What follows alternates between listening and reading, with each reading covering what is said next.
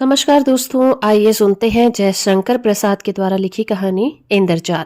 गांव के बाहर एक छोटे से बंजर में कंजरों का दल पड़ा हुआ था। उस परिवार में टट्टू, भैंसे और कुत्तों को मिलाकर 21 प्राणी थे। इसका सरदार मैकू लंबी चौड़ी हड्डियों वाला एक अधेड़ पुरुष था। दया माया उसके पास फटकने नहीं पाती थी। उसकी घनी दाढ़ी और मूंछों के भीतर प्रसन्नता की हंसी छिपी ही जाती थी। गांव में भीख मांगने के लिए जब कंजरों की स्त्रियां जाती तो उनके लिए मैकू की आज्ञा थी कि कुछ न मिलने पर अपने बच्चों को निर्दयता से गृहस्थ के द्वार पर जो स्त्री न पटक देगी उसको भयानक दंड मिलेगा। उस निर्दय झुंड में गाने वाली एक लड़की थी और एक बांसुरी बजाने वाला युवक था। ये दोनों भी गा बजाकर जो पाते वो मैकू के चरणों में लाकर रख देते थे। फिर भी गोली और बेला की प्रसन्नता की सीमा न थी। उन दोनों का नित्य संपर्क ही उनके लिए स्वर्गीय सुख था। इन घुमक्कड़ों के दल में ये दोनों विभिन्न रुचि के प्राणी थे। बेला बेडिन थी। माँ के मर जाने पर अपने शराबी और अकर्मण्य पिता के साथ वो कंजरों के हाथ लगी। अपनी माता के गाने बजाने का संस्कार उसकी नस नस में भरा हुआ था। वो बचपन से ही अपनी माता का अनुकरण किया करती थी और अलापती रहती थी। शासन की कठोरता के कारण कंजरों का डाका और लड़कियों के चुराने का व्यापार बंद हो चला था। फिर भी मैकू अवसर से नहीं चूकता। अपने दल की उन्नति में बराबर लगा ही रहता था। इस तरह गोली के बाप के मर जाने पर जो एक चतुर नट था, मैकू ने उसकी खेल की पिटारी के साथ गोली पर भी अधिकार जमाया। गोली महुआ को बजाता ही था, पर बेला का साथ होने पर उसने बांसुरी बजाने में अभ्यास किया। पहले तो उसकी नट विद्या में बेला भी मनोयोग में लगी, किंतु दोनों को भानुमति वाली पिटारी ढोकर 2-4 पैसे कमाना अच्छा ना लगा। दोनों को मालूम हुआ कि दर्शक उस खेल से अधिक उनका गाना पसंद करते हैं। दोनों का झुकाव उसी ओर हुआ। पैसा भी मिलने लगा। इससे इनकी प्रतिष्ठा बढ़ने लगी। बेला सांवली थी, जैसे पावस की मेघमाला में छिपे हुए आलोक पिंड का प्रकाश निखरने की अदम्य चेष्टा कर रहा हो, वैसे ही उसका यौवन सुगठित शरीर के भीतर उद्वेलित हो रहा था। गोली के स्नेह की मदिरा से उसकी कजरारी आंखें लाली से भरी रहती थी। वो चलती तो थिरकती हुई, बातें करती तो हंसती हुई। एक मिठास उसके चारों ओर बिखरी ही रहती थी। फिर भी गोली से अभी उसका ब्याह नहीं हुआ था। गोली जब बांसुरी बजाने लगता तब बेला के साहित्यहीन गीत जैसे प्रेम के माधुर्य की व्याख्या करने लगते थे। गांव के लोग उसके गीतों के लिए कंजरों को शीघ्र हटाने का उद्योग नहीं करते। जहां अपने सदस्यों के कारण कंजरों का वह दल घृणा और भय का पात्र था, वहां गोली और बेला का संगीत आकर्षण के लिए पर्याप्त था। किंतु इसी में एक व्यक्ति का अवांछनीय सहयोग भी आवश्यक था। वह था भूरे। छोटी सी ढोल लेकर उसे भी बेला का साथ करना पड़ता। उस दिन ठाकुर के गढ़ में बेला का दल गाने के लिए गया था। पुरस्कार में कपड़े रुपए तो मिले ही थे, बेला को एक अंगूठी भी मिली थी। मैकू उन सबको देखकर प्रसन्न हो रहा था। इतने में सिरकी के बाहर कुछ हल्ला सुनाई पड़ा। मैकू ने बाहर आकर देखा कि भूरे और गोली में लड़ाई हो रही थी। मैकू के कर्कश स्वर से दोनों भयभीत हो गए। गोली ने कहा, मैं बैठा था, भूरे ने मुझको गालियां दी, फिर भी मैं न बोला। इस पर उसने मुझे पैर से ठोकर लगा दी और यह समझता है कि मेरी बांसुरी के बिना बेला गा ही नहीं सकती। मुझसे कहने लगा कि आज तुम ढोलक बेजात बजा रहे थे। भूरे का कंठ क्रोध से भर्राया हुआ था। मैकू हंस पड़ा। वो जानता था कि गोली युवक होने पर भी सुकुमार और प्रेम की माधुरी में विहल, लजीला और निरीह था। अपने को प्रमाणित करने की चेष्टा उसमें थी ही नहीं। वो आज जो कुछ उग्र हो गया, इसका कारण है केवल भूरे की प्रतिद्वंदिता। बेला भी वहां आ गई थी। उसने घृणा से भूरे की ओर देखकर कहा, तो क्या तुम सचमुच बेताल नहीं बजा रहे थे? मैं बेताल ना बजाऊंगा तो दूसरा कौन बजाएगा? तुझको मालूम नहीं, तेरा बाप तुझसे मेरा ब्याह ठीक करके मरा है। इसी बात पर मैंने उसे अपना नेपाली का दोगला टट्टू दे दिया था, जिस पर अब भी तू चढ़कर चलती है। भूरे का मुंह क्रोध के झाग से भर गया था। वह और भी कुछ बकता, किंतु मैकू की डांट पड़ी। सब चुप हो गए। उस निर्जन प्रांत में जब अंधकार खुले आकाश के नीचे तारों में खेल रहा था, तब बेला बैठी कुछ गुनगुना रही थी।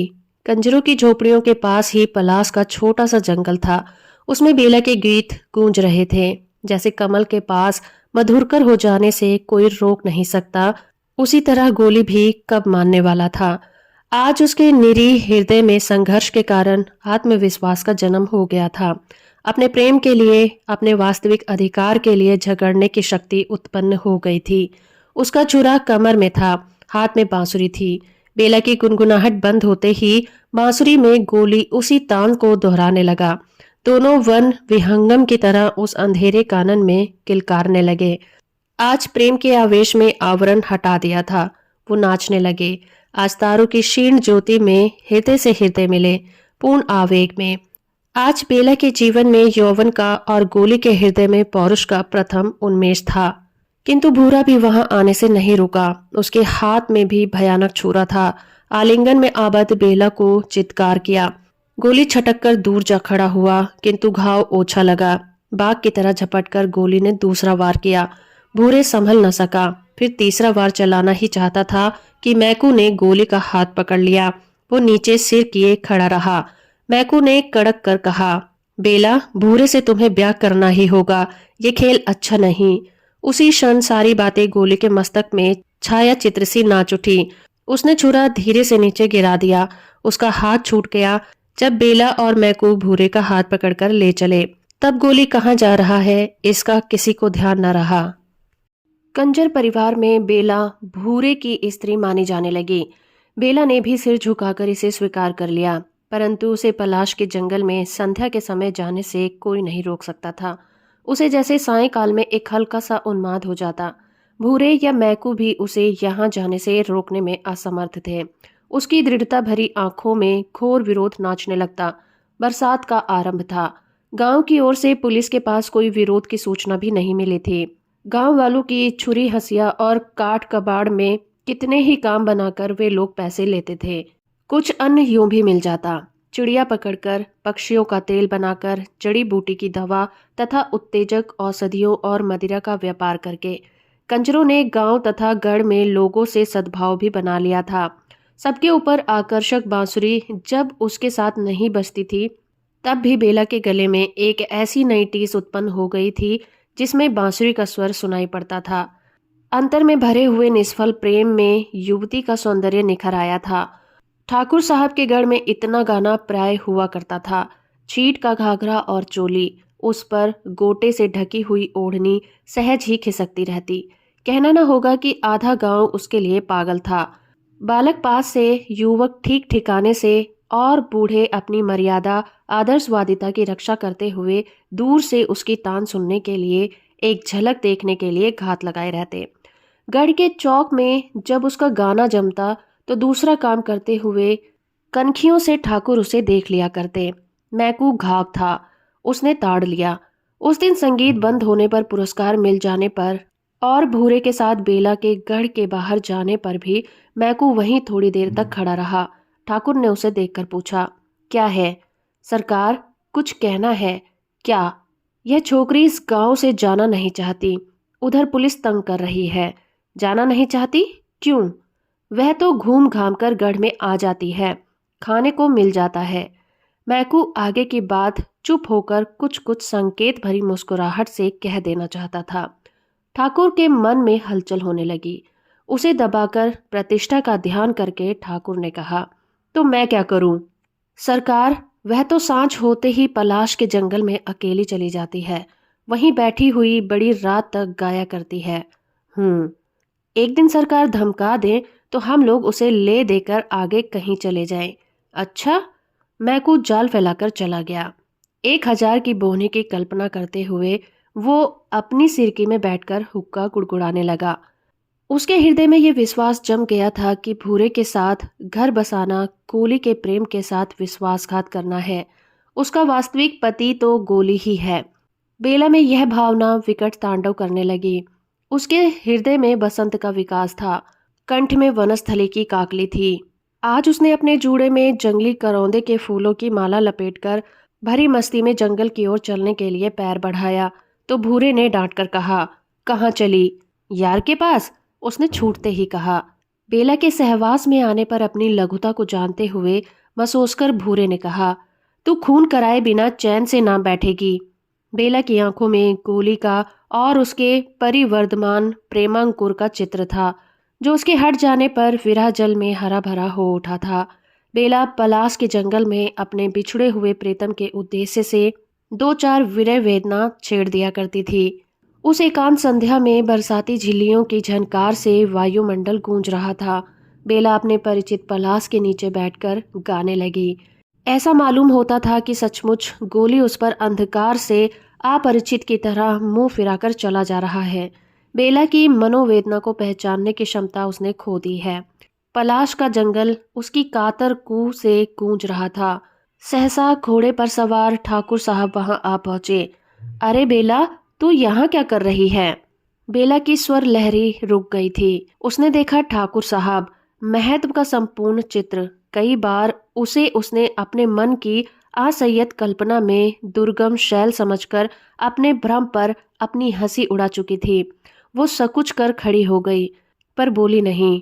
मन में सोच रही थी, गोली को छोड़कर भूरे के साथ रहना क्या उचित है, और नहीं तो फिर? ठाकुर ने कहा, तो तुम्हारे साथ कोई नहीं है? कोई जानवर निकल आए तो? बेला खिलखिलाकर हंस पड़ी। ठाकुर का प्रसाद बढ़ चला था। घोड़े से झुककर उसका कंधा पकड़ते हुए कहा, चलो तुमको पहुंचा दें। उसका शरीर कांप रहा था और ठाकुर आवेश में भर रहे थे। उन्होंने कहा, बेला, मेरे यहाँ चलोगी? भूरे मेरा पति है। बेला के इस कथन में भयानक व्यंग्य था। वो भूरे से छुटकारा पाने के लिए तरस रही थी। उसने धीरे से अपना सिर ठाकुर की जांग में सटा दिया। एक क्षण के लिए दोनों चुप थे। फिर उसी समय अंधकार में दो मूर्तियों का प्रादुर्भाव हुआ। कठोर कंठ से भूरे ने पुकारा, बेला। ठाकुर सावधान हो गए थे। उसका हाथ बगल की तलवार की मूठ पर जा पड़ा।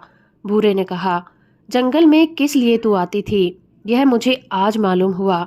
चल, तेरा खून पिए बिना नहीं छोड़ूंगा। ठाकुर के अपराध का आरंभ तो उसके मन में हो ही चुका था। उन्होंने अपने को छिपाने का प्रयत्न छोड़ दिया। कड़क कर बोले, खून करने के पहले अपनी बात भी सोच लो। तुम मुझ पर संदेह करते हो तो यह तुम्हारा भ्रम है। अब मैकू आगे आया। उसने कहा, बेला अब कंजरों के दल में नहीं रह सकेगी। तो तुम क्या चाहते हो? ठाकुर साहब अपने में आ रहे थे, फिर भी घटना चक्र से विवश थे। अब यह आपके पास रह सकती है। भूरे, इसे लेकर हम लोगों के संग नहीं रह सकता। मैकू पूरा खिलाड़ी था। उसके सामने उस अंधकार में रुपए चमक रहे थे। ठाकुर को अपने अहंकार का आश्रय मिला। थोड़ा सा विवेक जो उस अंधकार में झिलझिला रहा था बुझ गया। उन्होंने कहा, तब तुम क्या चाहते हो? 1000। चलो मेरे साथ। कहकर बेला का हाथ पकड़कर ठाकुर ने घोड़े को आगे बढ़ाया। भूरे कुछ भुनभुना रहा था, पर मैकू ने उसे दूसरी ओर भेजकर ठाकुर का संग पकड़ लिया। बेला रिकाब पकड़े चल रही थी और दूसरे दिन कंजरों का दल उस गांव से चला गया। इस घटना को कई साल बीत गए। बेला ठाकुर साहब की एकमात्र प्रेमिका समझी जाती है। अब उनकी प्रतिष्ठा अन्य कुल बंधुओं की तरह होने लगी है। नए उपकरणों से उनका घर सजाया गया है। उस्तादों से गाना सीखा है। गढ़ के भीतर ही उसकी छोटी सी साफ सुथरी हवेली है। ठाकुर साहब की उमंग की रातें वहीं कटती हैं। फिर भी ठाकुर कभी कभी प्रत्यक्ष देख पाते कि बेला उनकी नहीं है। वो न जाने कैसे एक भ्रम में पड़ गए। बात निभाने की आ पड़ी। एक दिन एक नट आया। उसने अनेक तरह के खेल दिखाए। उसके साथ उसकी स्त्री थी। वो घूंघट ऊंचा नहीं करती थी। खेल दिखाकर जब अपनी पिटारी लेकर जाने लगा तो कुछ मनचले लोगों ने पूछा, क्यों जी, तुम्हारी स्त्री कोई खेल नहीं करती क्या? करती तो है सरकार। फिर किसी दिन दिखाऊंगा, कहकर वो चला गया। किंतु उसकी बांसुरी की धुन बेला के कानों में उन्माद का आह्वान सुना रही थी।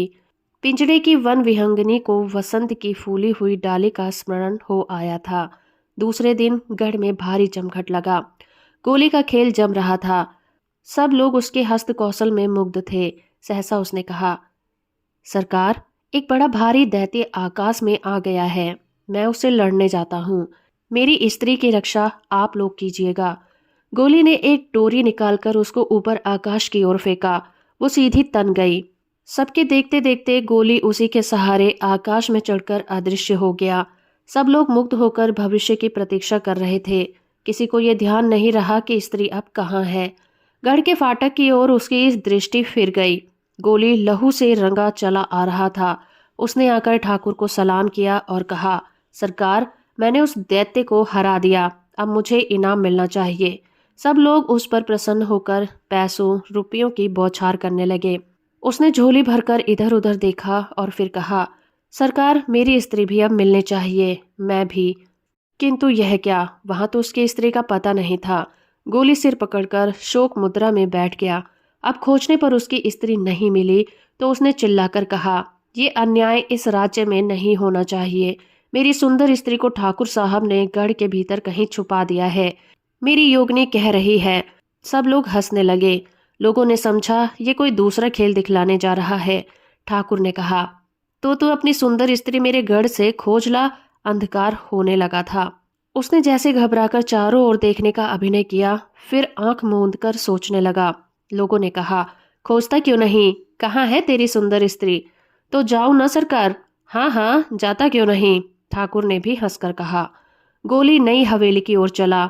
वो निशंक भीतर चला गया। बेला बैठी हुई तन्मय भाव से बाहर की भीड़ झरोके से देख रही थी। जब उसने गोली को समीप आते देखा तो वह कांप उठी। कोई दासी वहां नहीं थी। सब खेल देखने में लगे हुए थे। गोली ने पोटली फेंककर कहा, बेला जल्दी चलो। बेला के हृदय में तीव्र अनुभूति जाग उठी थी। एक क्षण में उस दीन भिखारी की तरह जो एक मुट्ठी भीख के बदले आशीर्वाद देना चाहता है, वो वरदान देने के लिए प्रस्तुत हो गई। मंत्रमुग्ध की तरह बेला ने उसे ओढ़ने का घूंघट बनाया। वो धीरे धीरे उसके पीछे भीड़ में आ गई। तालियां पीटी, हंसी का ठहाका लगा। ठाकुर साहब हंस रहे थे। गोली दोनों हाथों से सलाम कर रहा था। रात हो चली थी। भीड़ के बीच गोली बेला को लिए जब फाटक के बाहर पहुंचा तब एक लड़के ने आकर कहा, इक्का ठीक है। तीनों सीधे उस पर जाकर बैठ गए। इक्का वेग से चल पड़ा। अभी ठाकुर साहब का दरबार जम रहा था और नट के खेलों की प्रशंसा हो रही थी। तो दोस्तों, अभी आप सुन रहे थे जयशंकर प्रसाद के द्वारा लिखी कहानी इंद्रजाल। उम्मीद करती हूँ ये कहानी और मेरा प्रयास आपको अच्छा लगा होगा। वीडियो को लाइक और चैनल को सब्सक्राइब करना बिल्कुल मत भूलिएगा।